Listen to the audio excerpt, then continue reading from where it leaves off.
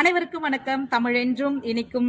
இன்னைக்கு என்னுடைய வகுப்புல திருக்கேதாரம் அப்படின்ற செய்யுள் பாடலை நடத்திட்டு இருந்தேன். அப்ப என்னுடைய மாணவர்களுக்கு சொன்ன ஒரு கதையை தான் நான் இன்னைக்கு உங்களுக்கும் சொல்ல போறேன்.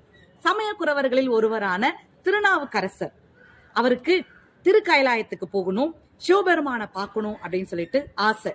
அதனால கல்லு முட்கள் எல்லாம் நிறைந்த பகுதியில கால்நடையாகவே நடந்து போறாரு. அப்படி போயிட்டு இருக்கும் பொழுது அங்க இருக்கக்கூடிய கல்லெல்லாம் அவருடைய பாதங்களை குத்தி கிழிச்சிடுது. கால் போனால் என்ன, கைகள் இருக்கே, நான் என்னுடைய கைகளால நான் நடந்து போவேன் அப்படின்னு சொல்லிட்டு போறாரு. கைகளையும் அந்த கற்கள் குத்தி கிழிச்சிடுது. கைகள் போனால் என்ன, உடல் இருக்கே அப்படின்னு சொல்லிட்டு அந்த உடலால தவழ்ந்து தவழ்ந்து செல்கின்றார். அந்த உடல் முழுவதையும் கற்கள் குத்தி கிழிச்சி ரத்தமும் சதையுமாக இருக்கின்றது. அப்ப அந்த இடத்துல சிவபெருமான் ஒரு முனிவர் வேடத்துல வராரு. அப்பா எங்க போற அப்படின்னு கேக்குறாரு. நான் திருக்கைலாயத்துல போயிட்டு சிவபெருமான தரிசிக்க போறேன் அப்படின்னு சொல்றாரு. உன்ன மாதிரி உள்ள மனிதராலெல்லாம் திருக்கைலாயத்துக்கு வர முடியாது, அதனால வந்த வழியிலேயே திரும்பி போயிடு அப்படின்னு சொல்றாரு.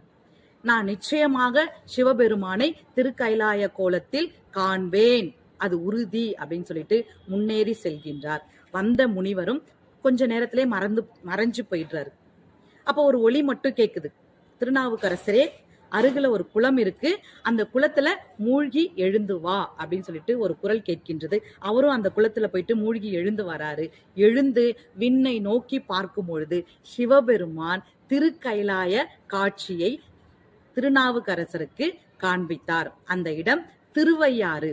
அதாவது நீ என்ன நோக்கி வர வேண்டாம், திருக்கைலாயத்துக்கு வராத, உன்னுடைய பக்தியும் உன்னுடைய உறுதியும் உன்னுடைய மன தைரியமும் உன்னுடைய பக்தியும் தான் என்ன உன்னை நோக்கி வரவழைத்தது. அதனால திருக்கைலாயத்துக்கு நீ வர வேண்டாம், நானே உன்னை தேடி வருகின்றேன் என்று அவருக்காக, திருநாவுக்கரசருக்காக திருவையாற்றிலேயே திருக்கைலாய காட்சியை காண்பித்தவர் சிவபெருமான். அதுபோல மாணவர்களே, உங்களுக்கு எது கடவுள் அப்படின்னு பாத்தீங்கன்னா, நீங்கள் கற்கக்கூடிய கல்விதான் கடவுள்.